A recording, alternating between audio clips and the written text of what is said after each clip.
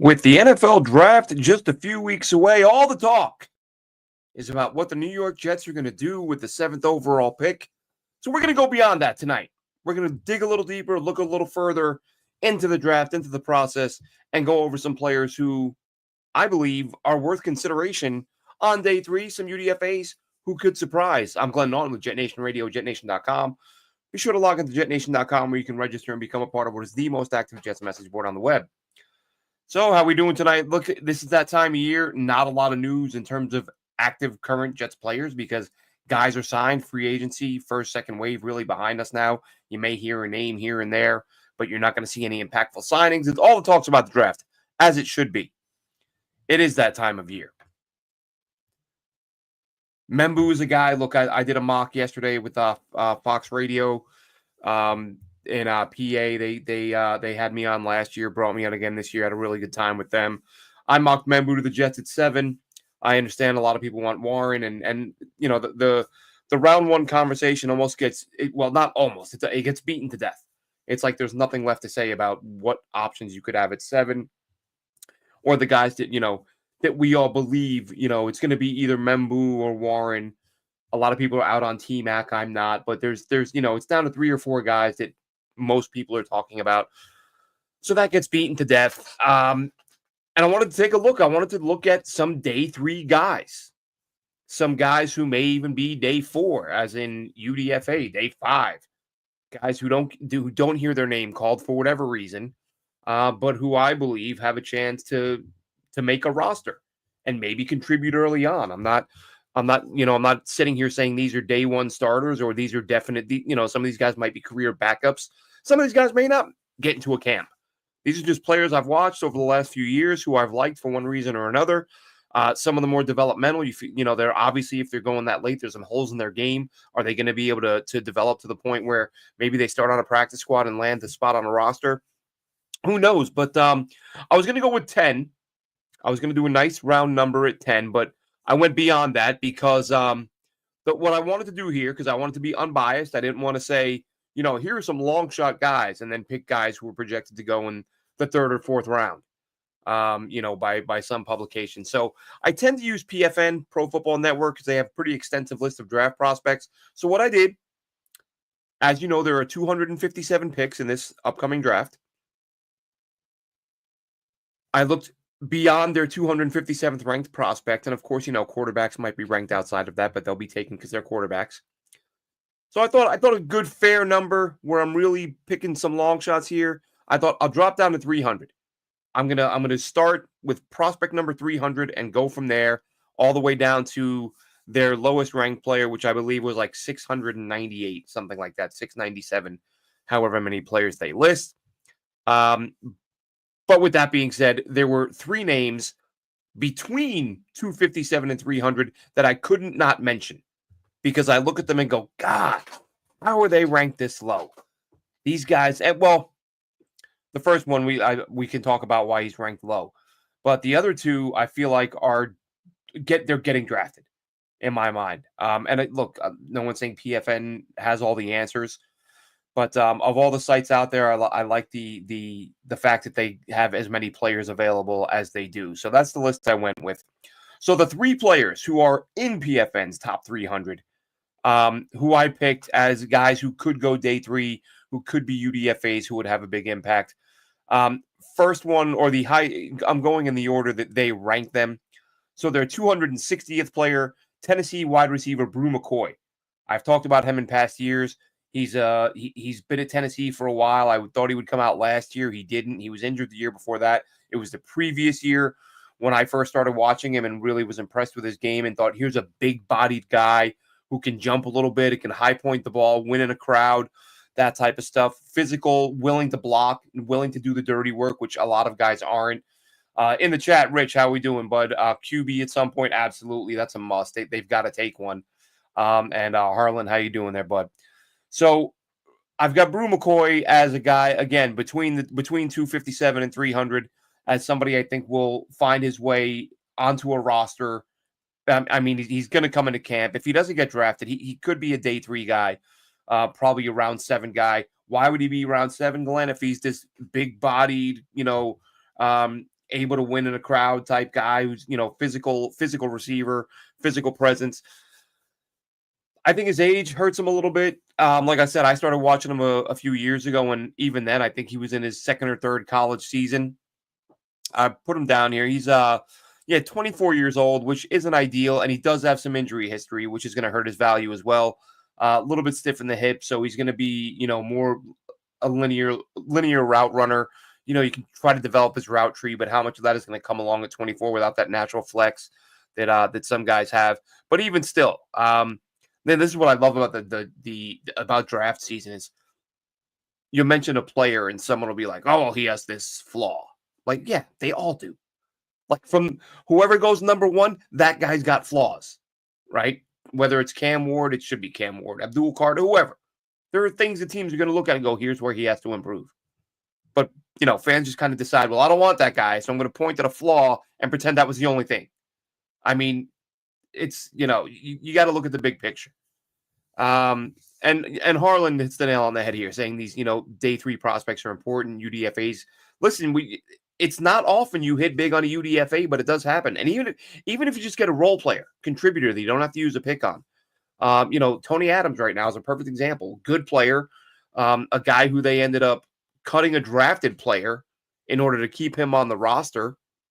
And Jason Pinnock, who they took out of Pitt, who played okay as a rookie. He gets Pinnock's been a starter, but they liked Adams better, who was not drafted.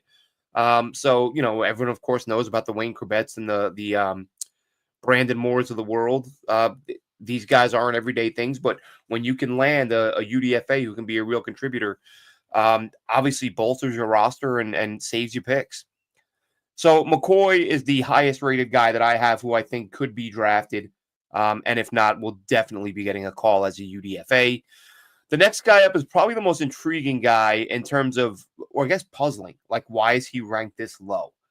And I would have included him on the list that I think I did 10 on the follow-up list, maybe 12 to give us 15 total. But I didn't include him only because someone mentioned him to me yesterday on the forums at JetNation. He's a player I was familiar with, but I thought, you know what? I'm not going to have it looking like I plucked the name someone gave me. But he's a guy, honestly, I don't know why. To me, I felt like I've been watching him for 3 or 4 years. I really thought like, oh, he's, when I looked at the name, I was like, oh yeah, he's got to be a fourth year senior by now, whatever. Went back and looked, 2 years at Arkansas. Andrew Armstrong, watched him a couple years ago with KJ Jefferson, the big arm quarterback who transferred, I believe, to UCF. Andrew Armstrong, very productive, another big guy, 6'4", 202. Only had 4 drops on what I didn't put his target number down, but basically under 5% drop rate, which isn't bad. I'm going to throw in some PFF notes, some thoughts that I have from having watched them. Throw out a couple random things from PFF, so it's not my slant. It's whether you agree with PFF or not. It's somebody else's perspective on something this player did. But they had Armstrong rated an 89 overall, which is fantastic. That's a really sort of a blue chip type number. He had 78 catches for 1140 at Arkansas last year. So here you have a big guy who can run, who's productive at a major program, major conference. And Andrew Armstrong is being talked about. Well, he isn't being talked about, first of all, at least not as much as he should be. And for any publication, PFN or anyone else, to say that this guy's the 266th best player, I don't think that's the case. I think he's better than that. I think he is I think he will get drafted, despite this ranking, and we'll have to see. We'll have to see what happens with him, where he goes, but he will not be in the UDFAs. Third and final player ranked within the top 300, a guy who had a hugely disappointing final season in college. I expected big things. I thought this guy's going to break out, enter the conversation as a top 50, top 100 type pick. And he did nothing close to it. Not because he's a bad player, but because he went to a college where they are loaded with talent and they asked him to do a lot of blocking. And I'm talking about former Stanford, not current, but most recently Georgia tight end Ben Urasek. He's a guy who had around 900,000 yards through his first 2 seasons at Stanford. And let's face it, Stanford isn't exactly a, air raid run and gun offense where you're going to see a tight end put up 1,000 yards. but Urasek showed himself to be a capable receiver. Like I said, he had 600 yards in consecutive years, I believe 21, 22, if I'm not mistaken. Missed some time the following year, was injured, so his numbers dipped. He was around 200 yards. And then he transfers to Georgia. And I'm thinking, all right, Brock Bowers left. Urasek sees the opening. He's a good receiver. He's, like I said, big target, 6'5", tough over the middle. He'll take a big shot and hang on. And he was invisible. The Georgia hardly got him involved in the offense. Decent blocker. I would say better than average. Run block grade from PFF was 64.4. His overall grade in 2021, as I said, when he had a pretty decent year at Stanford, was 74.4. That was his best grade over the course of his college career. And he's just a guy, like I said, he's a solid all-around player. He gives you that 6'5" target. He gives you that toughness going over the middle. He gives you a guy who's a solid blocker. And I think he's going to I'm being fair here and calling myself out because I remember saying this about Jeremy Ruckert, and it hasn't worked out so well. But I remember saying about Ruckert, he would be a better pro than he was collegian. Oops, so far. But I look at Urasek and I think this guy can be a player. Again, I'm not anointing him and saying he came in after Brock Bowers, so he's the next Brock Bowers. I'm not saying that. I'm just saying that I think Urasek is a player who will be drafted. Even again, they have him ranked 281 overall in a class of 257 picks. So we'll see where he goes. Now on to the 300 plus. Here are the guys who, and I'm sure one or two of these names I've seen as others projecting they'll be drafted too. So a couple of these I'm not exactly out on a limb, but again, I felt like 300 was a fair number. So the first guy up, right outside the top 300, number 304, offensive tackle John Williams from Cincinnati. Here's a guy who's got good enough athleticism, 6'4", 322.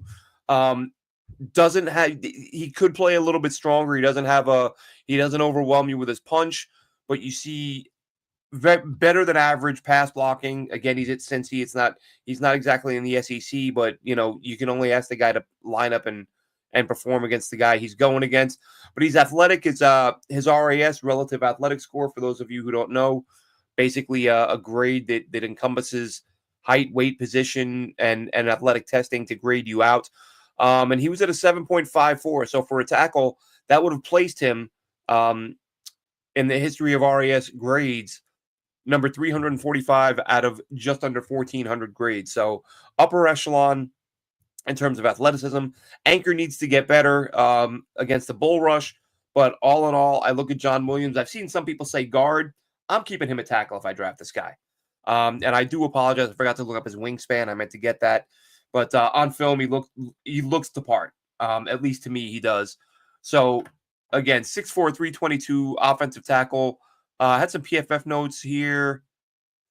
Fantastic pass blocking grade at 86.3. A solid 75.3 overall. I think at some point I started dropping the points with PFF. We don't need the point, the decimals, and that's not going to, we can live with it if I just said 75 and 86. But that's the first guy outside the top 300 who I would consider. Again, if I'm the Jets, these aren't all just Jets specific. These are just draft prospects I like, but a lot of them would fill needs for the Jets. Ahmad Hassanian is the next guy up.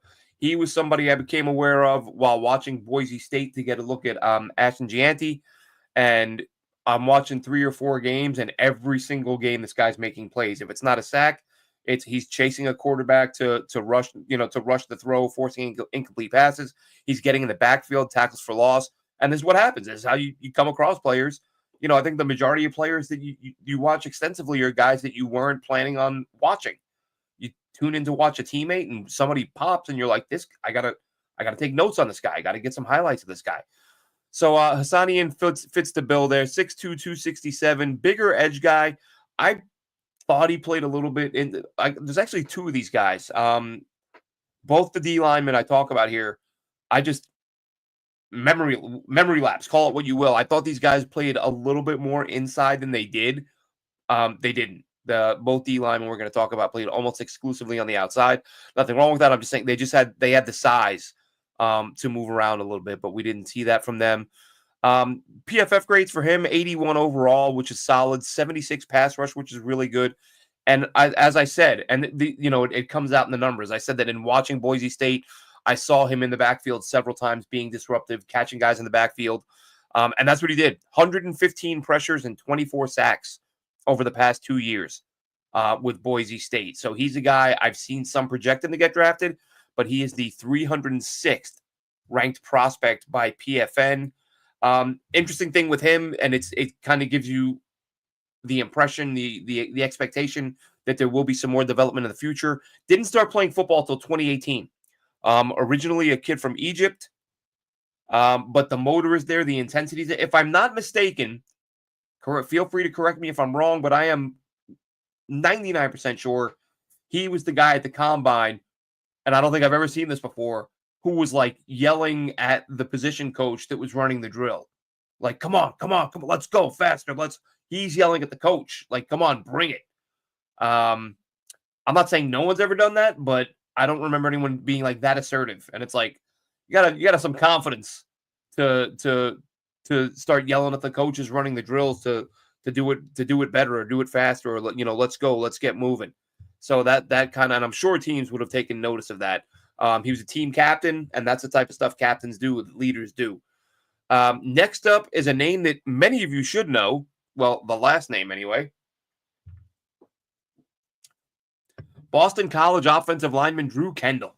We talked about him a little bit on the show, son of former Jets offensive lineman Jason Kendall. 6'4", 308 out of Boston College. He's got center guard flexibility. I tweeted out about him a couple years ago when I started to realize just how many former Jets sons were playing in college, and I included him, and I included R.J. Mickens, who of course is the safety with Clemson, who the Jets may take. I included Victor Green's son Elijah, who transferred. I'm not sure if he's still playing. I believe he went to Houston or Utah, one of those, after spending time at UNC. And he played well when he played, Elijah Green. And then he transferred and didn't get the ball a whole lot. And sometimes that happens. You go to a school and they don't use you the way you'd hoped. But anyway, back on to Kendall. He's a guy who, again, at 6'4", 308, and he moves well. Not elite movement, but moves well enough. Hits his target when he pulls. You see so many guys miss so often, and they pull, and they're just kind of out there getting in the way.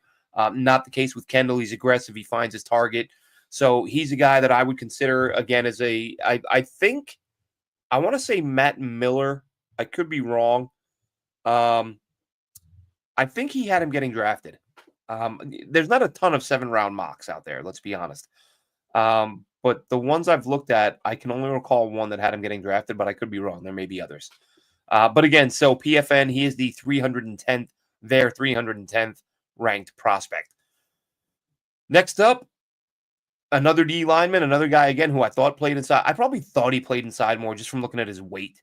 Almost exclusively outside, Davin Vann, NC State, 6'2", 280. I posted, it might even be 2 years ago. I remember posting a play of his where he was just so explosive, explosive tackle through the ball carrier from the peripheral, and he entered the frame and blew this guy up so quickly. The explosion was so evident. And in watching him there, I've watched a lot of NC State because they've had a lot of players I liked in recent years. So Van is a guy he's graded out well. I thought he looked good on film.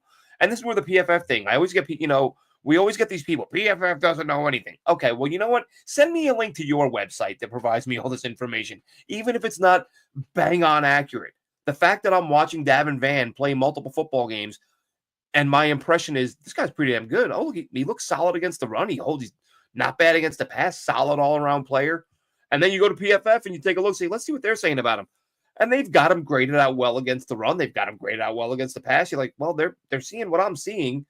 And look, I'm not here to pretend that I'm, I say all the time, I don't pretend to be a GM or an exec or a coach. I'm a fan. I just watch football games, and when guys do things well that jump out at me, I make a mental note of it. So Davin Vann is a guy who I actually, after watching him, I thought he would be, maybe a mid-round pick. But it appears the folks at PFN think not really.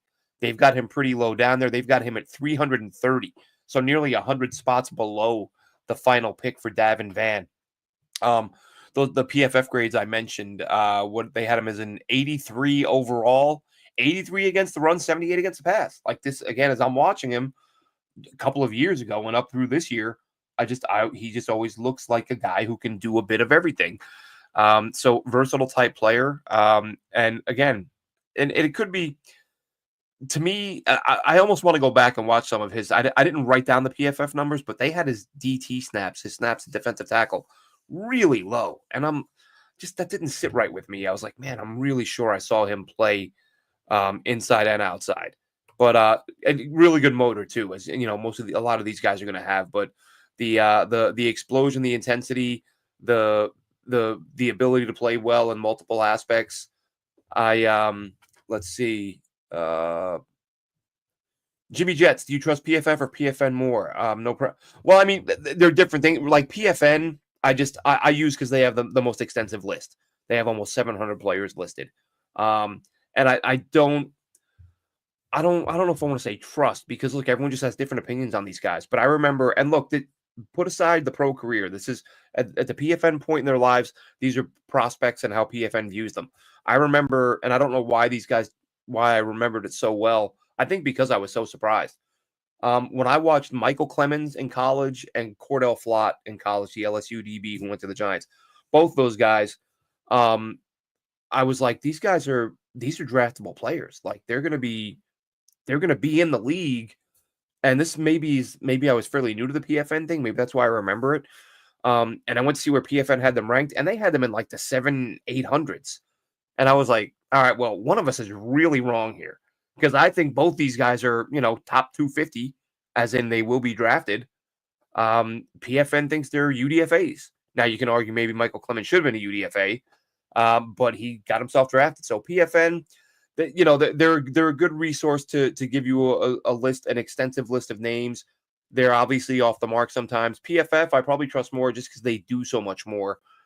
Even if, and the thing I say to people about PFF is, even if you disregard the grades, like there's stuff on there that has value, snap counts, things like that, like that. I'm not going to sit down and watch and chart and track every, all of the hundreds and hundreds and hundreds of players that I watch leading up to the draft. So I can hop on a PFF and say, Davin Van, I remember that guy being someone who played inside and out. And then PFF says, no, he didn't. Well, like I said, with somebody like him, I might go back and check that. But, and maybe they have a weird thing that they do with alignments. If the guy's outside is standing up, how that impacts the way they consider it, I'm not sure. But PFF, there's a lot, there's so much they do beyond just a grade that I do trust and that I do use. So I like PFF. No problem there, Jimmy. So that's Van. Next up, to me, if you play at Alabama, like there's a handful of schools, if you played there, I'm going to look at you as a UDFA. I'm going to look at you on day 3. If you played well. Now, this is a guy who wasn't an elite high-end superstar, but CJ Dupree, the tight end. And I've said before, I hope the Jets use 2 picks on tight ends this year. And maybe you get a guy like Dupree as a UDFA.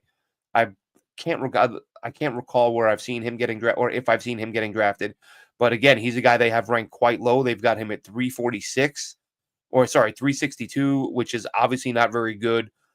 Things that jumped out to me about, again, this is a PFF thing. I thought he was pretty bad in pass pro when he was asked to do it, and he had a horrible pass pro grade from PFF at 36.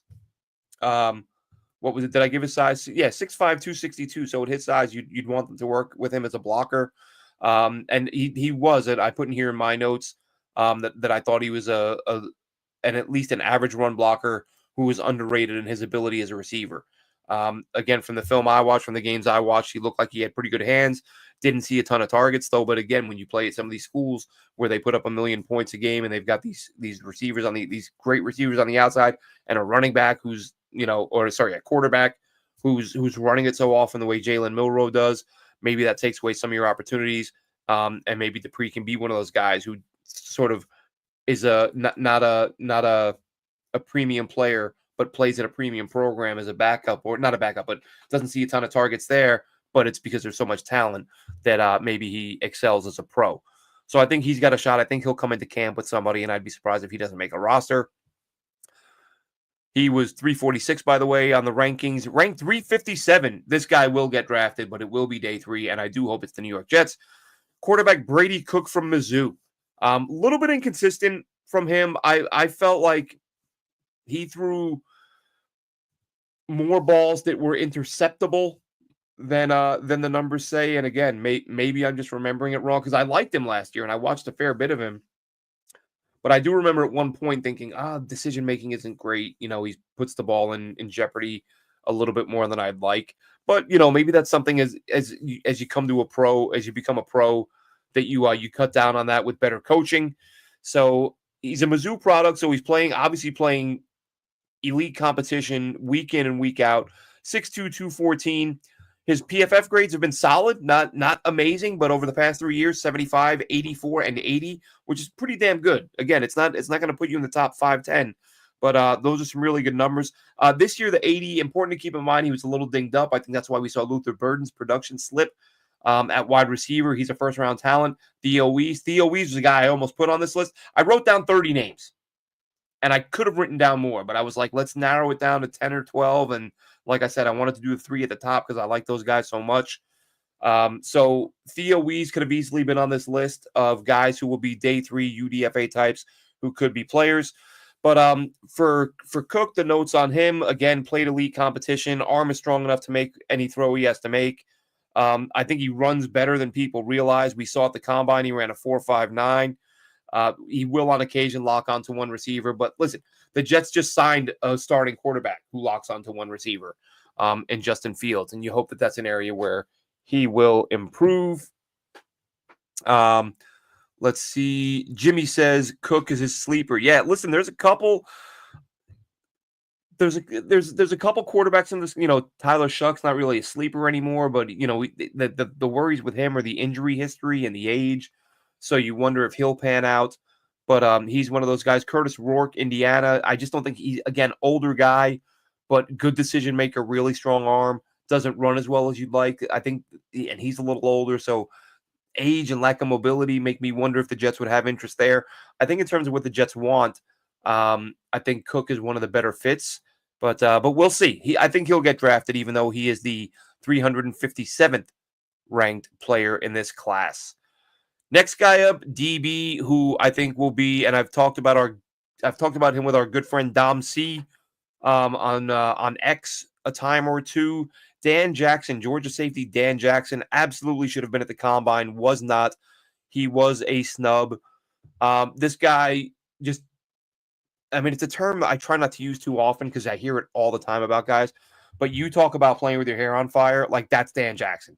Dan Jackson is an absolute maniac in that secondary, plays with the right mentality to be a safety, plays in the box a lot, but he can still run. I hear a guy plays a ton in the box. I'm thinking, okay, he's too slow. Like he can't cover. But he actually, as a combine snub, Jackson had his pro day, ran a 4.46. So yes, he can run, and that does show up on film. But he's a guy you would only want to take him late because the way he plays, you wonder how long his career is going to last because he's just 110%, and just a lot of fun to watch. But the downside of that, as is often the case, when you play that hard, you do see a fair number of missed tackles. So that has to get cleaned up. But you don't want to clean it up to the point you lose that aggressiveness, but you can't be so aggressive that guys are finding an easy time making you miss. So like Dan Jackson, I look at him and I think if this guy doesn't make it as at least a special teamer / backup safety, it's going to be because he couldn't get under control and got a little bit sloppy. If he can harness that or keep that energy level up without sacrificing or get the missed tackles under control without sacrificing the aggressiveness, I think Dan Jackson has a shot to hang around. Let's see. Next up, running back. I almost didn't include any running backs, but listen, these are just, we don't know. I know Aaron Glenn is saying nice things about Isaiah Davis. We have 3 running backs. Well, little history lesson. The guy who Aaron Glenn learned from was Bill Parcells, who once signed Curtis Martin, and that day talked about how impressive the Jets were at running back with Curtis Martin and Adrian Morrell, and they traded Morrell like 10 minutes later. So we have no idea what they feel about Isaiah Davis. We do with Braylon Allen, we do know that at least he's got one fan in that room, and Rick Spielman. I've talked about in the past how Spielman on his podcast, how Spielman on his podcast mentioned Braylon Allen as a top rookie, not so much in performance, but ability. He said, if you watch what Braylon Allen's done this year, when given opportunities, he felt like Allen could be a player. Isaiah Davis, I'm not knocking Isaiah Davis. I'm just saying we don't know how anyone in that building truly does feel about him. I like him. I think he's a versatile guy. I think he can be a good player. I didn't love taking 2 running backs, but that's water under the bridge. But I went with 2 here just to shine a little bit of light on them. Shunderick Powell, Central Arkansas, 5'9", 180. He is the 486th ranked player. 86.2 overall grade from PFF, but again, Central Arkansas, lower level competition. You're going to expect to see some really good grades there, or some really good grades against that level. But he's an explosive runner. I feel like he's got enough speed to get to the edge. Does run with a little bit of power, but again, 5'9". He's not the biggest guy. He's not going to bowl a ton of people over, but he will run through guys. He will break tackles. Excellent contact balance, which is such a key when you're looking at running backs. In fact, that was one of the observations I made, and I did a quick. I put him into X to see if anyone had any interesting data on him that I didn't, and he apparently was number 1 in the country in yards after contact, or yards after first hit. So Shunderick Powell, Central. I think I sent out. I shot out a tweet about him a few months back, and he had some monster games in college. Had his pro day recently, and impressed there. At least I saw some clips of him. I forget how much he was squatting, a ton of weight, and which isn't surprising. Again, a running back that runs with as much power as he does for being 5'9", 180. Shunderick Powell, one that I really like. Another one, Micah Bernard from Utah, 6 foot 206, the 529th ranked prospect. We're getting really, really down here in the PFN rankings. But for him, just you love seeing guys that work as hard as he does, that play as hard as he does, fights for every single yard. Again, runs through tacklers, does a really nice job catching the ball out of the backfield, which is it's a must in today's game unless you're an absolute a beast. You've got to be able to do a little bit of that. You've got to be able to do a little bit of everything. So again, gets to the edge, runs with power. Oh, I'm sorry, I'm looking at Shunderick again. Good all around running back, adequate speed. He doesn't have elite high end speed, but he's got plenty of speed to be a back in the NFL. Fights hard for every inch that he gets. Mr. Green Jean says, speaking of Central Arkansas, edge is a need for the Jets. David Walker is a stud that can be had in mid rounds. If you check out the episode I did talking about Rick Spielman and his takes on players before getting the Jets job, he raved about David Walker. Absolutely loved him. His pro comp for him was Graham, the Eagles edge rusher, and that's a pretty good comp. That's a guy who's a double digit sack guy for quite some time. So I think anytime knowing that Spielman's in that office, and that's that was the reason why I did that episode, to say, look, here we get a peek at what at least one person, even though he's not the decision maker, what he believes or what he feels about a lot of these players. And Central Arkansas edge rusher David Walker was somebody that Rick Spielman was a huge fan of. So we know there was one person in that room who would sign off on adding him. 3 more players to go. 1 or 2 of these. Well, I know this one, I'm sure I talked about, comes around Senior Bowl time, because that was the first time I watched him. Another small school product out of Arkansas State, Jacob Bayer. Played center in college, can probably play a little bit of guard. Talk about consistency in the eyes of PFF anyway. Pass block grade of 81, run block grade of 81.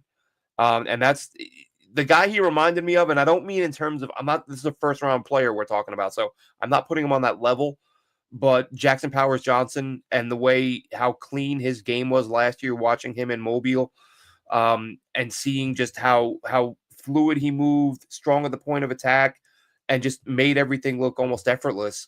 Powers Johnson did make it look effortless. That's the way Bayer was to me come game time. Or in game. At the Senior Bowl, he looked good in the one-on-ones, didn't look as good in some of the live drills prior to the game. But Bayer, to me, is a guy who could go in the third round or on the third day of the draft. Could be a UDFA, but I would pick him. If I'm a team and I got a 6th, 7th round pick and I need an interior lineman, some depth, developmental, I would take him, even though he is ranked 558th. Jimmy saying, did I mention Andrew Armstrong? I mentioned Andrew Armstrong at the top of the show. I did 3 guys who were ranked below 257, which is the last pick, but above 300, because all the rest of them are 300 and worse. So I went Andrew Armstrong along with Brew McCoy and Ben Urasek, all 3 in the top 300. And then from that point on, these are all guys outside of Pro Football Network's top 300. But Bayer is a guy, like I said, 6'3", 310, just good all-around player. Good in pass pro, good in the run game. Looked really good to me, and I think he'll get drafted. But look, I could be wrong. I think going to Mobile really helps these guys. It more and more, it feels like every year we see more guys who go to Mobile get drafted because teams get that exposure. They get to watch a guy up close and personal that they wouldn't have otherwise. It's more than just film. They get to see his demeanor. They get to watch how he is on the sidelines.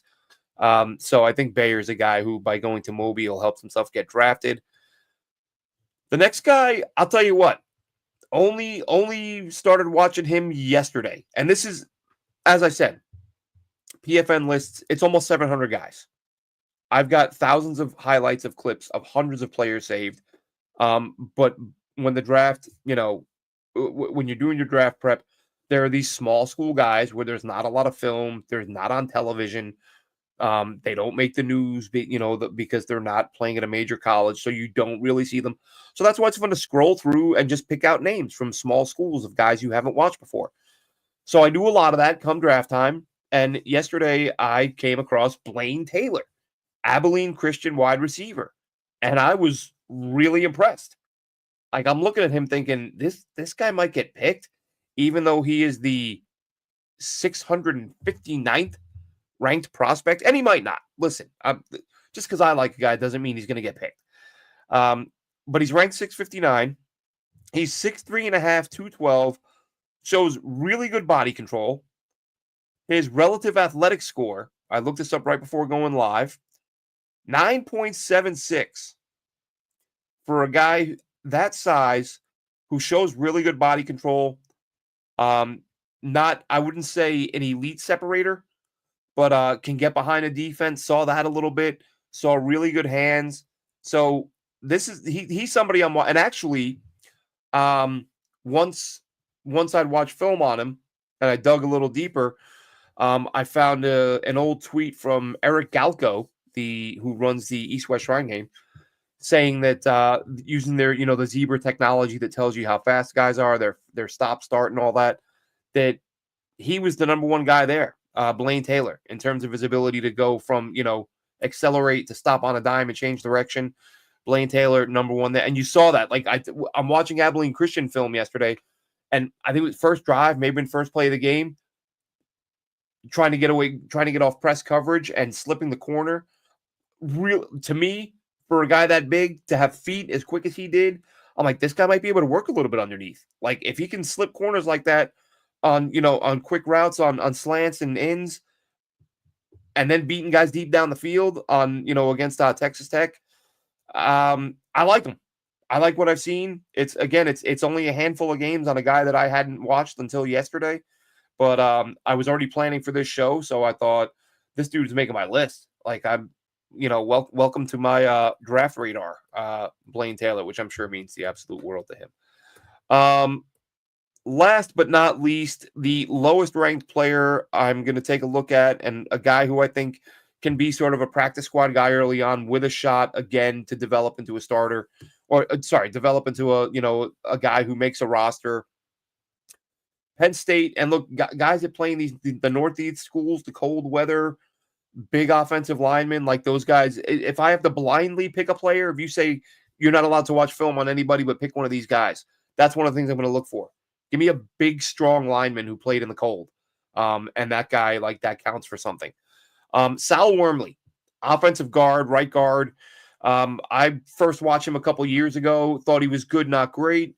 This year, a lot of from watching what I've seen of him, again, good, not great. Doesn't move as well laterally as some other guards might. So, probably more of a power scheme for him. 6'3", 327. He's the 694th ranked player. Again, I believe they had 697, 698. So very nearly the last player on their list. Sal Wormley, watch him against Notre Dame in the playoffs. He looked really good. Again, it's everybody's gonna have good and bad days. That from the games I watched this year, I thought was one of his better performances. I believe he squats like 530, 550 pounds, something like that. And you see it. You see that he's a powerful guy. He's powerful at the point of attack. And he's a guy who I believe gave up. Yeah, here's the PFF stat on him that I pulled. On 422 pass block reps. Now, again, see, here's another valuable thing from PFF, right? And I don't even remember if they had this years ago. I think it may be fairly new. But PFF tells you if you look at his pass block reps, 422 only allowed 2 sacks, which is great. It's fantastic. I'm not trying to take anything away from Wormley. I like that PFF breaks it down further, and they go into true pass sets, which is where it's a pass play where you're sustaining a block for more than these split-second screens and quick hitters where I've talked about this over the years. And, a lot of people have talked about this over the years. And it's become so much more difficult to evaluate offensive linemen in pass pro because so many of these schools, 60, 70, 80% of their plays, the ball is out of the quarterback's hand in under a second and a half. It's like you see plays where the lineman is just extending that arm to get it in somebody's chest before he makes contact with him. The ball is out. That's like, well, what am I supposed to take from that? So what PFF has done, they've broken that down a little further. 178 true pass sets, allowed 2 sacks. So not bad.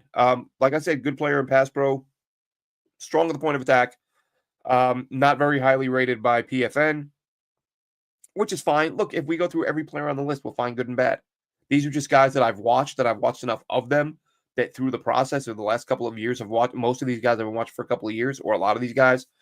I think they're good enough to be on a roster somewhere. At least come into camp and stick around as a practice squad guy. So, like I said, I got 30 names. I would have loved to add Toa Fili from FSU, the running back. I think he's a really good player, but I wasn't going to do a 30-player episode. That's a little bit over the top. I don't even know how many. What did we do? 3, 4, 5, 6, 7, 8, 9, 10, 11. Yeah, so 15. I think I wanted to do the 3 at the top within the top 300, and then I thought let's get a good round number. So we'll tack on 12, 15 players total. Late round, day 3, probably a lot of round 7 if they go, and some UDFAs who some names worth knowing. Maybe your team picks them. Hopefully. I would love to see a couple of these guys on the Jets. I would love Kendall. I would love Van. Again, I think he can bring some versatility. I would love Williams as developmental backup type, and some good players on there. Some guys who I think might have a shot. That'll wrap this one up. Draft stuff only. I mean, really, it's going to be draft stuff only for most of the next couple of the next few weeks, and then we'll be on to OTAs and things like that. But for now. Draft talk will be king. We will have a mock. Dylan's moving, so he's got a lot going on. So it's going to be me until he's settled in his new place and has his internet and everything up and running. So it'll be just me for the foreseeable future. Apologize for that. And that'll wrap this one up. More to come. And look, with the draft being this close, probably get out a couple shows a week where we focus in on some prospects who are in the top 257.